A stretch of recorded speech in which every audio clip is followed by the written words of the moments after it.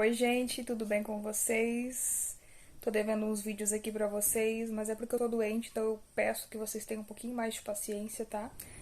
Hoje eu tô gravando aqui direto da minha cama, já fazem uns 15 dias que eu tô assim. Então eu gostaria de trazer uma reflexão, porque hoje, pra mim, é um dia triste, é um dia que me traz uma memória não muito agradável. E é um dia que me faz refletir mais, me faz chorar. Claro que todos os dias do ano, assim, são dias que eu me lembro dela, mas hoje em especial é o dia que se comemora a morte de uma tia muito querida minha. É uma tia que morreu quando ela tinha 34 anos, né? Ela tirou a própria vida. E na época eu tinha 10 anos de idade. Então hoje faz exatamente 21 anos que ela faleceu. E é interessante eu falar sobre ela, porque já fazem 21 anos. E ela me faz muita falta. Mas a reflexão que eu gostaria de deixar pra vocês é a seguinte: ela ela tirou a própria vida porque ela tinha depressão das piores. Ela tinha crises, né? Ela tinha ansiedade. Ela se envolvia com bebida, com drogas. Ela não teve filhos. Ela tinha um problema, não sei que problema de saúde que ela tinha, que ela não podia ter filhos. Ela se envolveu com vários homens, ela não dava certo em casamento nenhum. E ela também era rejeitada pela família, pelos problemas que ela tinha. Ela tirou a própria vida porque ela não se sentia aceita. Ela não se sentia amada. Ela não se sentia acolhida. Não se sentia compreendida. E eu não tiro a razão dela, porque até no velório dela eu escutei coisas de parentes que eu não queria ter escutado. Até no caixão as pessoas rejeitaram ela, dizendo que foi melhor assim. Isso me doeu muito. Com 10 anos de idade eu já entendia o que eu tava ouvindo. E a reflexão que eu quero trazer pra vocês é que, apesar dela ter se sentido assim e ter motivos pra se sentir assim, porque eu mesma presenciei muito disso, essa rejeição da família, ela tinha alguém que se importava com ela. Esse alguém era eu. Eu sei que tinha uma outra pessoa que gostava muito dela, muito mesmo. E acredito que até hoje ela tá na mente dessa pessoa também. Mas talvez ela nunca soubesse de que pra mim ela era importante. É interessante isso porque eu presenciei muitas cenas desagradáveis. Dos irmãos batendo nela, né? E já eram todos adultos, todos casados. Era difícil a gente ter uma festa que não tinha briga. Ela sempre apanhava e ninguém defendia ela. Isso me doía muito, muito, muito.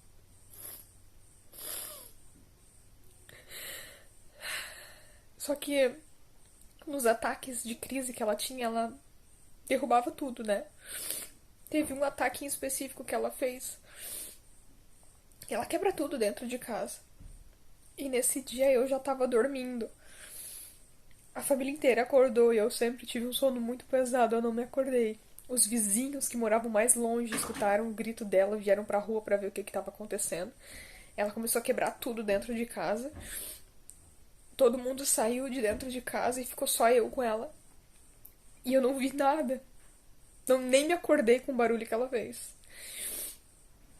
E minha mãe tava num desespero na rua, dizendo: ela vai matar minha filha, ela vai matar minha filha. Ela nem chegou perto de mim. A crise que ela tinha era a raiva, o ódio que ela tinha dentro dela. Não tinha nada a ver com a gente.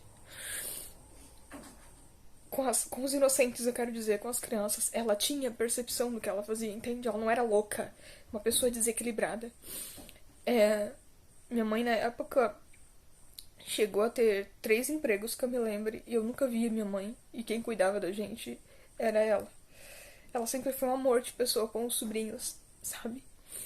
Ela sempre foi uma pessoa que me encorajou muito, muito, em muitas coisas. E é interessante isso, porque a pessoa que, quando ela tá doente, ela não percebe que quando ela está sã, nos momentos de total sanidade, onde ela não se permite sentir a tristeza, que nesses momentos ela influencia muita gente. E é interessante isso porque quando ela estava nos momentos de crise, de ataque, todo mundo julgava ela. Normalmente tinha uns machões que batiam nela. E eu ficava puta da vida porque ninguém defendia ela. Então, nunca julgue uma criança, porque a criança ela consegue enxergar muito mais do que muitos adultos. Eu me lembro que teve uma briga em especial, que a gente tava dentro do carro do namorado dela, eu e os meus primos. E todo mundo começou a correr e ver minha mãe, me pegou pelo braço, sai do carro, sai do carro, sai do carro. Eu falei, o que tá acontecendo? Só sai do carro. E tipo, tinha muita gente, umas 30, 40 pessoas nessa festa. E um tio meu, que também já é falecido, pegou ela pelos cabelos e veio arrastando ela pelos cabelos. Até na frente de casa, a vizinhança inteira parou pra assistir. E eu lembro que eu fui lá perto dela, minha mãe, sai daí, sai de perto. Eu peguei e fui perto dela. Ele empurrou ela com tanta força, assim, no cabelo. E ela ria da cara dele, sabe? Ela dava risada, gargalhada. E ele deixou ele com tanto ódio. Ele jogou ela com tudo, assim, no chão. E ela caiu em cima dos meus pés. Talvez se ela não tivesse caído em cima dos meus pés, tinha sido pior. E na época eu tinha 7 anos. E eu nunca me esqueci dessa cena. Nunca me esqueci dessa cena. E aí meu tio... E ela começava a rir da gargalhada daquilo ali. Claro que por dentro ela tava destruída.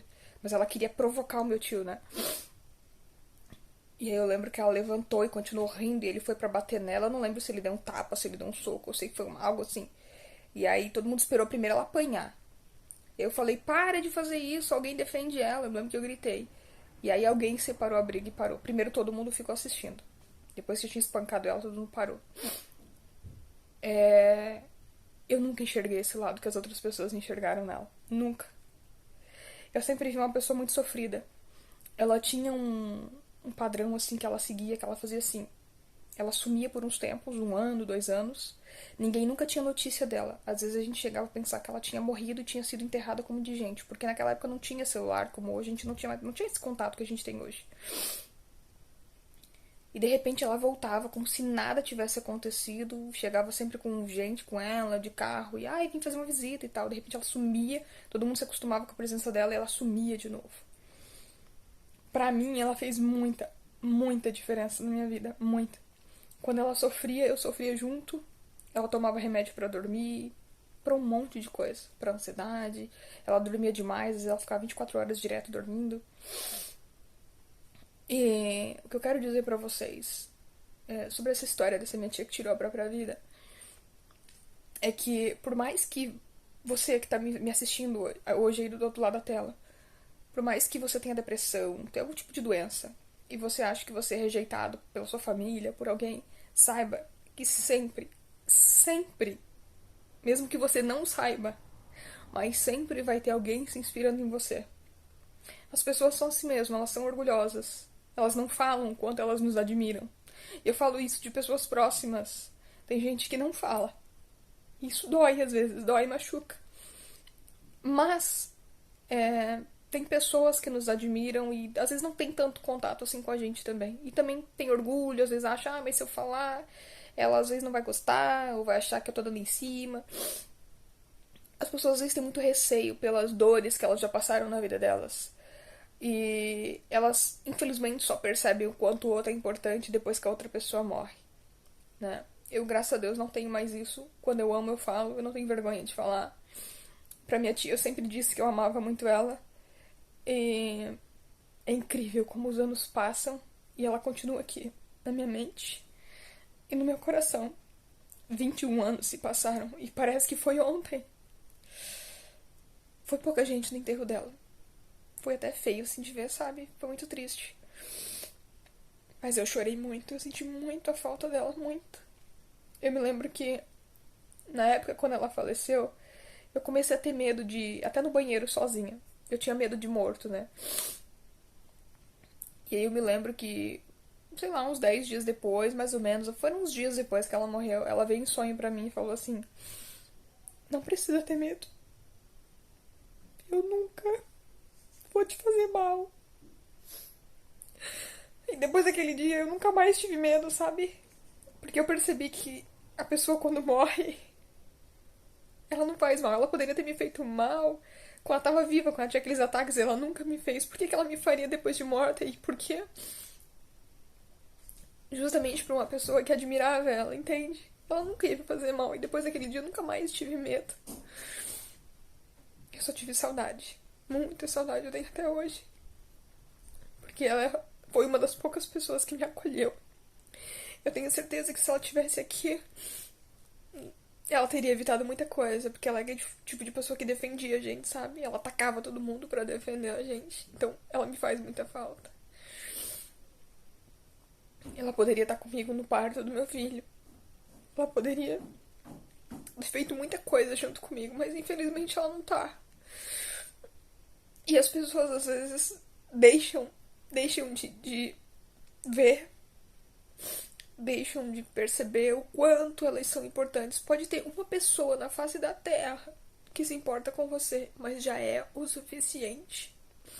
Se passaram 21 anos e eu sempre me lembro dela, sempre.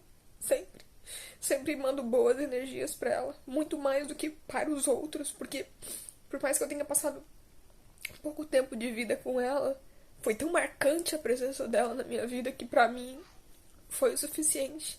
Às vezes uma pessoa passa 20 anos na nossa vida e não deixa uma marca tão grandiosa quanto uma que passa só um ano, só alguns meses. O que eu queria dizer pra vocês, mais uma vez, não se esqueça do quanto você é importante. Você sempre será importante pra alguém. Tem sempre alguém se inspirando em você. Mesmo que seja aquela pessoa da sua família, aquela pessoa orgulhosa, que não te parabeniza por nada do que você faça, que não te liga pra perguntar como você tá, que não te dá um feliz aniversário, nada. Lá no íntimo dela, um dia, né, ela vai pagar pelo que ela tá fazendo, porque é errado, é errado. E lá no íntimo dela, ela ama você. Não para. Não para até você mesmo se orgulhar de você. Porque se você desistir hoje, se você for embora hoje, você vai fazer alguém chorar. Você vai fazer falta pra alguém, você vai deixar de inspirar alguém.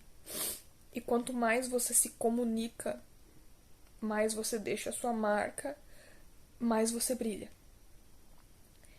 Muitas pessoas sofrem, gritam, esperneiam, fazem escândalo, mas são maravilhosas por dentro.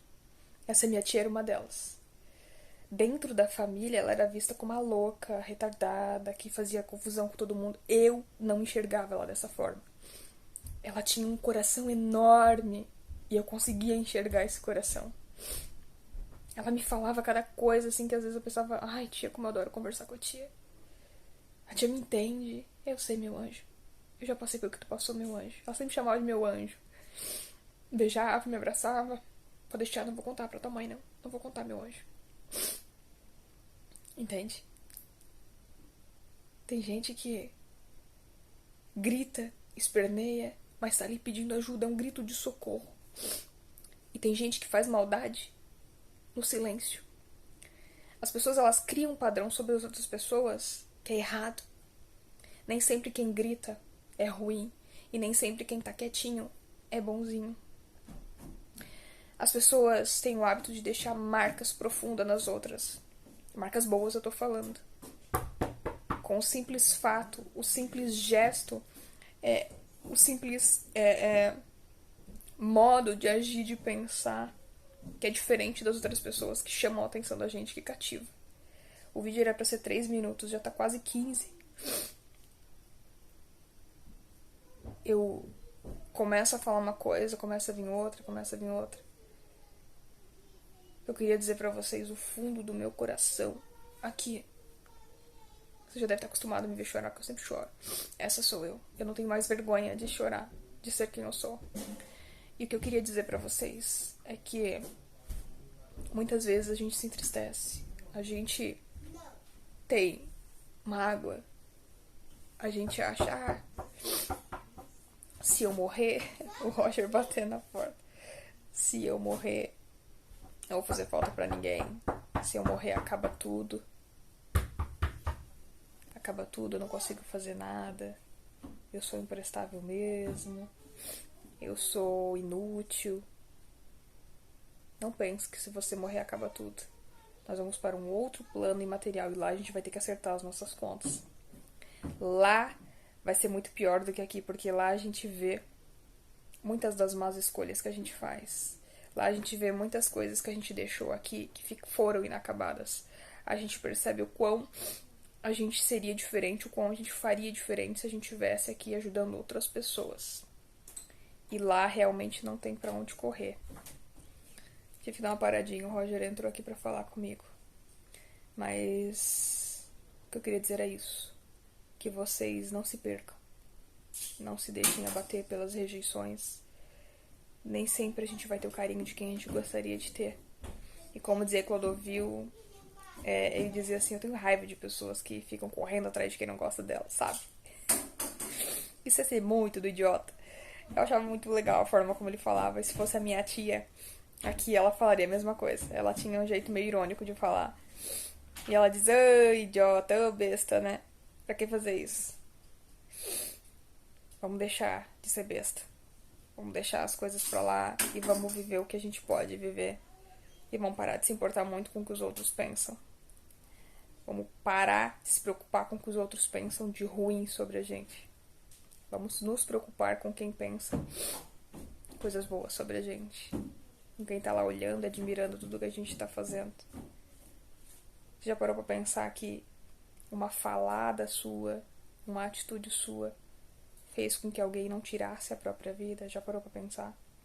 Eu já parei. Eu percebi qual é a minha importância aqui na Terra. Começa a perceber qual é a tua também. Um grande abraço pra vocês. Muito obrigada por terem assistido. E até o próximo vídeo. Tchau, tchau.